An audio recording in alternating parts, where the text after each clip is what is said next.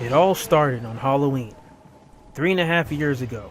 I came across a little game called Sonic.EXE. At the time, I had never heard about creepypastas before, like Suicide Mickey or the Slender Man, so I was in for a real treat. The game turned out to be nothing but cheap jump scares with a very eerie story, but little did I know that it would become the second most popular video ever on my channel, with over 250,000 views. This got me wondering what the appeal was with Sonic.EXE, and I started doing more research on it. There were several stories I found that were based on Sonic.EXE, but most creepypasta sites have taken down the infamous stories of Sonic.EXE.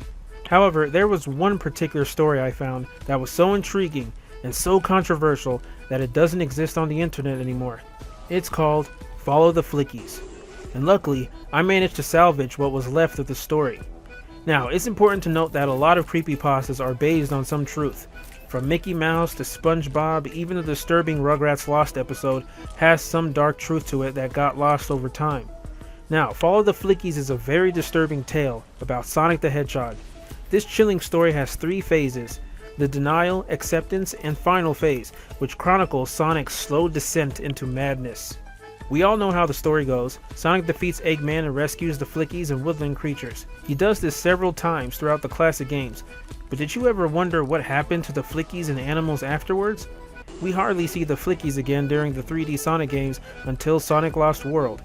Well, there's an explanation for all of that, because Sonic the Hedgehog is in fact a cannibal.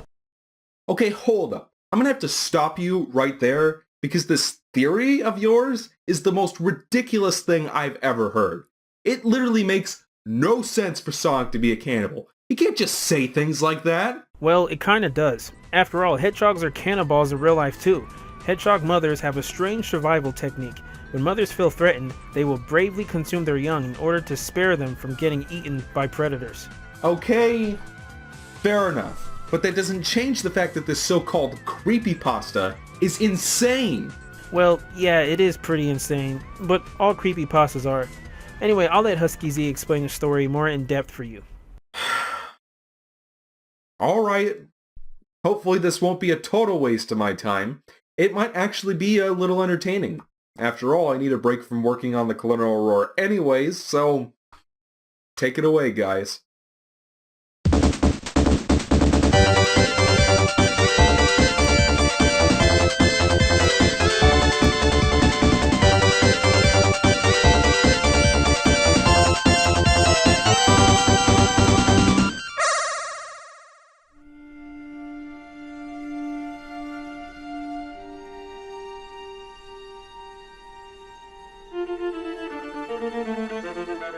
It started with Dr. Eggman, capturing the animals and Flickies for the power of science. Sonic couldn't let that happen, because his sense of justice is what defines who he is, so he dashes off to save the animals at the course of his early timeline.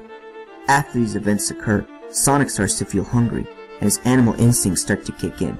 He starts having urges to feed on his animal friends, but he couldn't do it after saving their lives. He finds a way to control his urges to feed on innocent creatures and discovers chili dogs as a substitute. The nightmares start to haunt Sonic. In his dreams, he sees a hairy beast feeding on the flesh of innocent animals. He's trapped, and he can't stop the beast. The beast stares at him, smiling as the blood drips from his mouth. Sonic tries desperately to stop the beast, but he can't. The beast suddenly goes close to Sonic, and much to his horror, he looks at the beast and sees himself. He cannot fight him. He must become one with the beast. Sonic wakes up, sweating bullets, shaking from the nightmare he just had. Sonic continues to suppress cannibalistic urges, but the nightmares continue to persist, despite his many adventures. But one day, Dr. Eggman discovers an island called Flicky Island. He sees the dimensional rings, which piques his curiosity, so he resumes his evil deeds once again and captures the Flickies of the island. Sonic finds out about this and rushes out as usual to save the Flickies, hoping that will stop his nightmares and urges to feed on them for good. Sonic saves the Flickies and stops the evil doctor once again, getting the Flickies' love and trust, which causes Sonic to get more attached to them. He leaves the island, but will never forget that experience.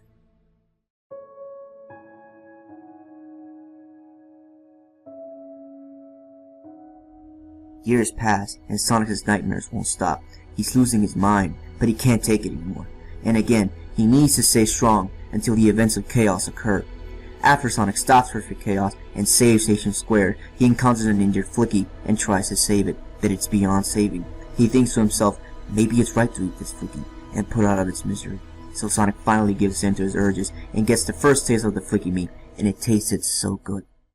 Sonic starts to develop an appetite for the Flickies, and during one night, he goes on a killing spree, murdering the Flicky that was an E102 Gamma and the rest of his family. Every night, Sonic went out for the hunt for more innocent animals and Flickies until they started disappearing one by one. Dr. Eggman notices the lack of Flickies for his robots and tries to find the source of it.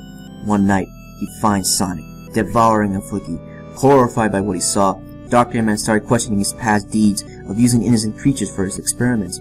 He eventually decides to start protecting them from Sonic. He finds the remaining survivors, goes back to Flicky Island, and discovers a safe haven for the creatures using the dimensional rings, which leads him to a place called the Lost Hex. Dr. Eggman brings the animals as a refuge to keep an eye on them. After Metal Sonic's insurgence, Sonic goes back to his usual self, but this time, he notices the lack of animals and Flickies.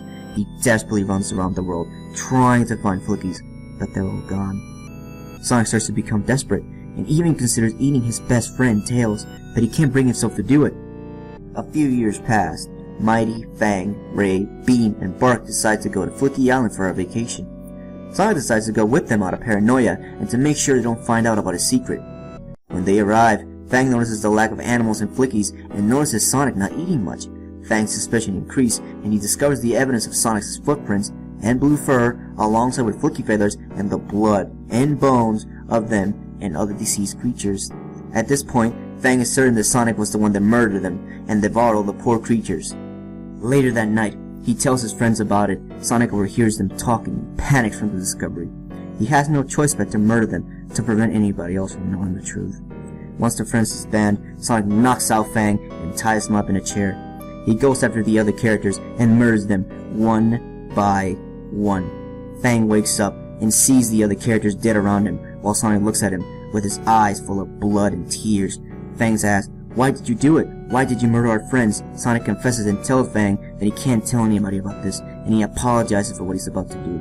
He ends Fang's life and eats him and his friends. Sonic buries the remains of his old friends and leaves the abandoned island. He returns to show Tails his fake vacation pictures of him alone. Later on, people put up missing posters of Fang, Beam, Bark, Mighty, and Ray all over the city, but no one ever found out what really happened to them. Dr. Eggman starts taking action and decides to go back to the Lost Hex. He finds the Yeti and controls him to protect the animals and Flickies. He even develops a contingency plan of putting the animals inside of the robots as badniks, but this time to protect them from Sonic by giving them a fighting chance against them. One day, Sonic catches Eggman flying to Flicky Island with an animal capsule. Sonic is excited that he finally found more Flickies to feed on, so he teams up with Tails to go after Eggman. They follow him until he uses the dimensional rings to transport to the Lost Hex, and the events of Lost World happen. Sonic stops the Yeti and gains the trust of the Flickies once again. Dr. Eggman, still recovering from his loss, abandons the Lost Hex, and Sonic starts his murdering spree once again. To this day, no one knows about Sonic's crime, or the true story behind the falls of the Flickies, and whenever Sonic's friends ask him about whatever happened to the Flickies, he just smiles and tells them to not worry about it, because they're in a happier place. Well, I wouldn't worry about it, dude. Still, I wonder what happened to them. Wait, what are you eating? Like I said, man. Don't worry about it.